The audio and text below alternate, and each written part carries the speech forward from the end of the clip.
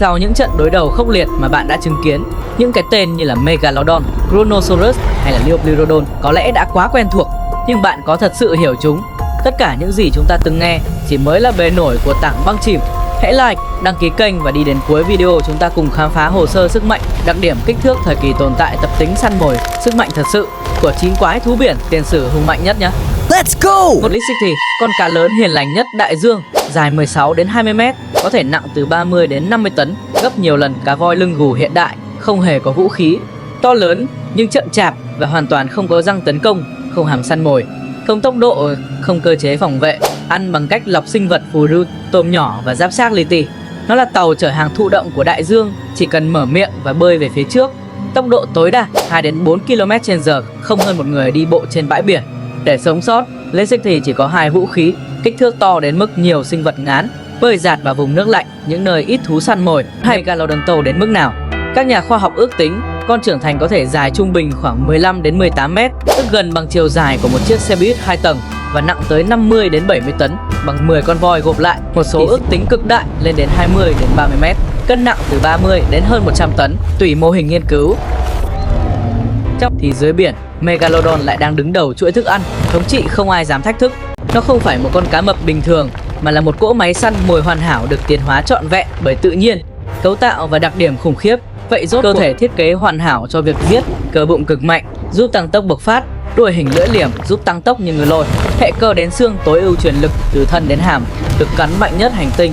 Nghiên cứu mô phỏng cho thấy lực cắn của Megalodon lên tới 108.000 đến 180.000 Newton, gấp 6 lần cá mập trắng, gấp gần 12 lần cá sấu nước mặn, gấp hàng chục lần cáo, gấu, sư tử, hổ cộng lại. Một cú cắn có thể nghiền gãy xương cá voi, bẻ đôi mai rùa biển khổng lồ, chém xuyên hộp sọ động vật lớn lại. Thì riêng cái miệng của nó đã rộng hơn 2 mét, có thể nuốt trọn một con người mà không cần nhai. Răng tối ưu hóa cho xé thịt, hàm răng hơn 250 chiếc, mỗi cái dài từ 12 đến 18 cm, sắc như dao găm, hình tam giác, xếp thành 5 hàng. Megalodon là kẻ săn phục kích, có cảm nhận điện trường, có thính giác thấp tần tuyệt hảo. Nhưng điều khiến Megalodon rùng rợn hơn không phải kích thước mà là chiến thuật săn mồi. Kẻ săn mồi hoàn hảo, khác với cá mập trắng thường săn từ dưới lên, Megalodon chọn cách phục kích theo hướng ngang, một cú lên con mồi với tốc độ cực nhanh, đâm thẳng vào hướng ngang. Một cú tông có thể khiến cá voi cổ đại chết ngay lập tức. Tylosaurus, thập lôi sát thủ của kỷ phấn trắng. Vậy Tylosaurus sống vào khoảng 86-74 triệu năm trước, có thể dài 12 đến 15 m, nặng 12 đến 15 tấn, thuộc nhóm Mosaeo, tức thằn lằn biển khổng lồ có họ xa với rắn và kỳ đà ngày nay. Trong thế giới cổ đại, Tylosaurus là một trong những kẻ săn mồi nhanh, thông minh, hiểm bậc nhất. Điểm đặc trưng nhất của Tylosaurus, đầu thon dài, phần mõm phía trước là khối xương đặc. Nó không chỉ dùng để tấn công con mồi mà còn có thể thúc xuyên bụng, làm choáng đối thủ, gãy xương hoặc làm lệch vị trí săn mồi. Tylosaurus có 2 hàng răng sắc, dài và cong ngược, tạo thành bẫy kẹp. Thứ gì đã bị cắn gần như không thể rút ra. Cấu tạo này biến nó thành một kẻ bám mồi bằng tốc độ, giữ chặt, nuốt luôn, không cần cấu xé lâu như cá mập. Tốc độ tối đa khoảng 40 đến 45 km/h. Đây là tốc độ rất lớn trong môi trường nước, cho phép nó chủ động tấn công, vòng sau lưng đối thủ, ra đòn rồi thoát nhanh. Nếu đại dương là võ đài, Tylosaurus chính là võ sĩ đánh nhanh, né nhanh, phản đòn nhanh. Đối thủ của nó chính là Kronosaurus, chiến thần hàm sắt của biển Gondwana. Kronosaurus xuất hiện sớm hơn, khoảng 125-100 triệu năm trước, dài 10 đến 12 m, nặng 10 đến 13 tấn, thuộc nhóm Pleso. Nếu phải miêu tả bằng một câu, Tylosaurus là xe đua, Kronosaurus là xe tăng bọc thép. Hàm Kronosaurus ngắn, cơ cắn cực phát triển, lực đòn bẩy lớn, ước tính lực cắn từ 15.000 đến 20.000 PSI chỉ sau Megalodon và Leviathan trong giới động vật biển tiền sử. Lực cắn này đủ để nghiệt mại rùa, xé đắp xương, bẻ vỡ các mảng thịt lớn chỉ trong một cú đớp. Răng dài như cọc xiên, mỗi chiếc răng dài gần 20 cm, hình tam giác sắc và bố trí cách nhau đủ để cắm sâu, giữ chặt con mồi, xé thịt trong lần cắn đầu tiên.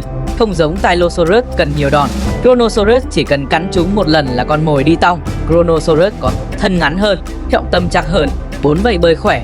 Điều này giúp nó xoay người cực nhanh trong phạm vi gần, đổi hướng bất ngờ, tạo ra cú xoay cắn bẻ gần giống cá sấu thời nay. Trong không gian hẹp, ít loài khác chịu nổi những đòn này. Liopleurodon, một trong những kẻ săn mồi đáng sợ kỷ phấn trắng, được mô tả có thể dài 6 đến 10 m, đôi khi được mô tả 25 m trong tài liệu phổ thông và phim BBC, mang tính ước đoán phóng đại. Nhưng dù kích thước nào, nó vẫn là một trong những Plesiosaur đáng sợ nhất lịch sử. Lối đánh đặc trưng, tấn công nhanh từ đáy biển.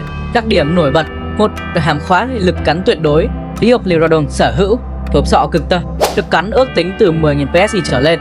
Điều đáng sợ là răng của nó nhọn, dài và sắc, có chức năng xuyên, giữ không cho rút, không giết bằng cắt mà giết bằng xuyên thủng và lôi từng mảng thịt. 6. Dancotheus xuất hiện tận 360 triệu năm trước kỷ Devon, đầu và ngực bọc trong mảng xương như áo giáp thép, không có răng mà là hai lưỡi kẹp kim loại nghiền nát xương. Khi ngậm lại tạo thành cặp kéo cắt siêu sắc, khi đã gặm vào mài đùa xương, lớp giáp tất cả đều bị cắt như giấy. Ước tính lực cắn của Dancotheus 6.000 PSI trở lên, xếp vào hàng mạnh nhất trong lịch sử động vật có xương sống thời cổ đại. Đó là Mosasaurus, con rồng biển khổng lồ của đại dương tiền sử. Nó là một cỗ máy săn mồi hoàn chỉnh, sinh ra để thống trị mọi sinh vật bơi trong phạm vi lãnh địa của nó. Nguồn gốc thời đại, Mosasaurus xuất hiện vào cuối kỷ phấn trắng, khoảng 82 đến 66 triệu năm trước, cùng thời với những loài khủng long cuối cùng trên trái đất. Khi khủng long tung hoành trên đất liền, thì dưới đại dương, Mosasaurus là vua đồng lai giữa cá sấu và cá mập. Ngoại hình khổng lồ và cấu tạo kinh dị. Về kích thước, Mosasaurus thực sự là một cơn ác mộng của biển cổ. Con trưởng thành có thể dài 17 đến 18 mét, nặng tới 15 đến 20 tấn, to gần bằng một chiếc máy bay cỡ nhỏ. Thân hình của nó dài và dẻo như rắn, nhưng cơ bắp cực khỏe, giúp nó có thể uốn lượn trong nước như một ngọn roi thép. Phần đuôi có hình chữ V giống cá mập hiện đại, giúp nó lao đi với tốc độ cực nhanh, đủ sức húc gãy xương sườn của con mồi chỉ trong một cú va chạm. Hàm dài cực khỏe. Hàm của Mosasaurus có thể mở rộng nhờ khớp hàm linh hoạt giống loài rắn. Nó có hai hàng răng sắc nhọn, tổng cộng gần 100 chiếc, cong nhẹ về phía trong, được thiết kế hoàn hảo để giữ con mồi không thể thoát ra. Khi cắn, nó không chỉ siết, chuyên dùng để cắn, giữ và xé toạc. Lực cắn ước tính xấp xỉ 16.000-20.000 PSI, ngang với hoặc vượt T-Rex, đủ để nghiền vỡ mai rùa, xương khủng long hay giáp xác khổng lồ của những con thằn lằn biển khác cùng loài. Thức ăn yêu thích của nó là cá mập cổ rùa biển khổng lồ và cả cá voi nguyên thủy nhỏ. Một số hóa thạch cho thấy dấu răng Mosasaurus trên xương cá mập, chứng minh rằng chính nó là quái vật săn cá mập đầu tiên trong lịch sử. Còn khi săn theo bầy, Mosasaurus có thể phối hợp để dồn ép con mồi vào góc, giống như cá heo săn cá nhỏ. Một đàn Mosasaurus dài hàng chục mét bơi đồng loạt. Bạn có thể tưởng tượng đó là một cơn sóng di động khổng lồ cuốn trôi mọi sinh vật trên đường đi. Một kẻ săn mồi ăn cả đồng loại. Đại dương cổ không có luật chỉ có kẻ nào to hơn, kẻ đó sống. Cấu trúc mắt và lỗ mũi cho thấy nó là sinh vật săn mồi phục kích từ dưới lên. Nó có thể lẩn mình dưới bóng tối, đợi con mồi đi ngang. Tốc độ bơi 45 đến 55 km/h. Cú lao va đập có thể khiến con mồi choáng và bất động ngay lập tức. Tiến hóa và dòng dõi bí ẩn. Dù mang hình dáng quái thú, Mosasaurus thật ra là họ hàng xa của loài rắn và kỳ đà. Tổ tiên của nó từng sống trên đất liền, giống như một con thằn lằn khổng lồ biết bơi, trải qua hàng triệu năm để thích nghi với biển. Đôi chân biến thành mái chèo, đuôi dẹt lại, mắt to hơn, phổi lớn hơn. Và thế là từ một sinh vật bò trên cát, Mosasaurus trở thành rồng biển thống trị đại dương. Mắt tinh, có khả năng định vị và tấn công bất ngờ từ dưới lên. Trong đại dương thời đó, Mosasaurus không chỉ đi săn, nó cai trị 8 Megalochelic, pháo đài sống của tự nhiên. Nếu Mosasaurus là tên lửa diệt mục tiêu, thì Megalochelic là xe tăng hạng nặng thời tiền sử. Kích thước và cơ thể dài 2,5 đến 2,7 mét, trọng lượng 1 đến 2 tấn, là rùa cạn lớn nhất từng tồn tại trên trái đất. Mai của Megalochelic là một bức tường giáp sống dày chắc, gần như bất khả xâm phạm trước hầu hết các kẻ săn mồi thông thường. Mai dày, cấu trúc dạng vòng phân lực tốt, khả năng chịu lực ép cực lớn, đủ để sống sót trước tấn công của động vật ăn thịt khổng lồ. Nó không nhanh nhưng nó bền và gần như không thể bị giết nhanh. Sức mạnh tấn công, Megalochelic không phải loài săn mồi nhưng mà cổ khỏe, hàm cực lực. Cú cắn của rùa lớn hiện đại có thể bẻ xương và Megalochelic thì còn lớn hơn nhiều. Trong cự ly gần, một cú cắn từ nó có thể làm vỡ xương cá sấu, cắn rách thịt sinh vật cỡ lớn. Và nếu Mosasaurus áp sát không đúng góc, rủi ro hoàn toàn có thật. Leviathan dài từ 17 đến 18 mét, tương đương chiều dài một chiếc xe buýt thành phố. Khối lượng của nó có thể lên đến 50 đến 60 tấn, bằng 10 con voi châu Phi cộng lại. Bộ răng khổng lồ thách thức mọi giới hạn của tự nhiên. Răng dài 36 cm, to hơn bất kỳ loài động vật có vú nào trong lịch sử. Răng thật sự bằng mô xương rắn chắc. Mỗi cú cắn có thể xuyên qua cả xương sọ của cá voi trưởng thành, như những thanh kiếm bằng xương, cực kỳ bền và sắc.